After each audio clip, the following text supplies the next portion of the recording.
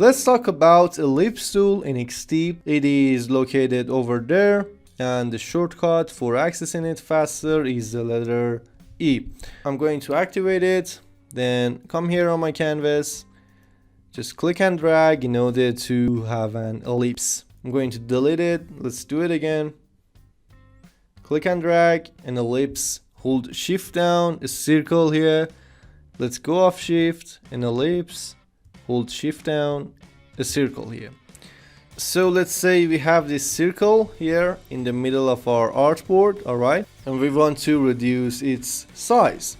In order to do that and not mess up the design, we had to hold shift down, remember? So I'm going to undo it, holding shift down, reducing the size, letting go of the shift, the design looks just messed up. So we have to do this operation every time that we want to resize an element that we want to have the same width for height. But there is another way of doing that, and that thing is over there. We have that feature. It's called lock aspect, and when we activate it, the width and the height will change together in proportion they had when they were locked. So right now I just come here, select this element, reduce the size. I'm not even holding shift down, alright? So I can change the size, and as you can see, the width and the height stay the same. I can do it even from measurement properties. I'm playing with one, but as you can see, the height is changing as well. So let's go with 100 here, for example, and that's good. We have the typical appearance properties here. Let's remove the fill and add to the size of borders. Let's go with 10 borders, and 100 isn't too much, so let's go with 150. Then again, it's not enough. 200, that's perfect. So we have a size of 10 pixels for our border. Let's change the color to this blue right over here. If we have just enough dash for our border, like we can add some here. Let's go up. Alright, that's good. We are going to have this kind of design here. We have three options for our borders that we didn't cover before, so let's cover them right now. Butt cap is the default, as you can see it is applied right now. Round cap is a cool one, and it gives our design a little bit of style here.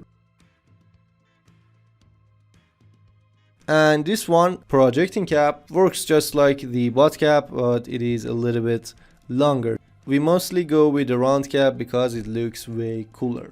For other appearance properties, we have the same stuff that we covered before: shadow, background blur, and stuff like that. Let's just create these two circles that we have here. I'm going to, as you can see, I can't select it. I removed the field, so whenever I click here, I can't select my elements, so I have to click on the border in order to select my elements. Select it, then delete it. Let's create these two kind of circles over there. Grab the ellipse tool, hold down shift. We have a circle. Let's go with 30, for example. Use this kind of blue that we have here. Remove the border. We have that exact circle. Duplicate it.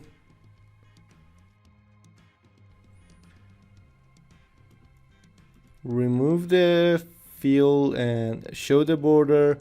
Then for the coloring, let's just turn down the alpha a little bit to, for example, 20% is good.